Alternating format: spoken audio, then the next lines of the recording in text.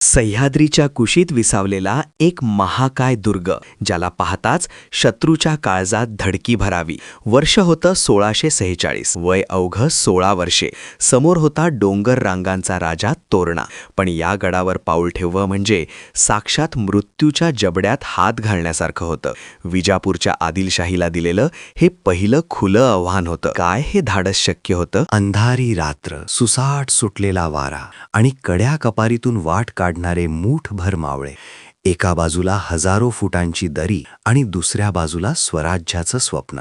अनवाणी पायांनी सह्याद्रीचे कडे सर करताना श्वास रोखून धरला होता. कोणालाही पत्ता लागण्यापूर्वीच गडाचे दरवाजे उघडले आणि सह्याद्रीच्या छाताडावर पहिल्यांदा स्वराज्याची तलवार खणखणली. पण गडावर ताबा मिळवताच एक अघटित घडलं. गडाची तटबंदी दुरुस्त करताना जमिनीत काहीतरी दडलेले सापडले. सोन्याच्या मोहोरांनी भरलेल्या 4 घागरी.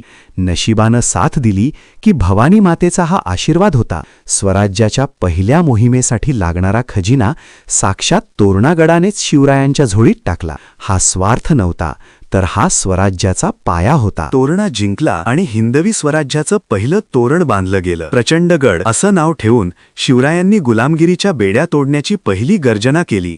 एका 16 वर्षांच्या सह्याद्रीच्या वाघाने बलाढ्य सुलतानशाहीला दिलेलं हे पहिलं आव्हान होतं. मित्रांनो, स्वराज्याचा हा ज्वलंत इतिहास तुमच्या काळजाला भिडला असेल तर या व्हिडिओला आत्ताच लाईक करा आणि ही शौर्यगाथा आपल्या मराठी माणसांपर्यंत पोहोचवण्यासाठी शेअर नक्की करा. पुढील थरारक भाग पाहण्यासाठी चॅनलला सबस्क्राईब करायला विसरू नका. कमेंटमध्ये लिहा, जय शिवराय.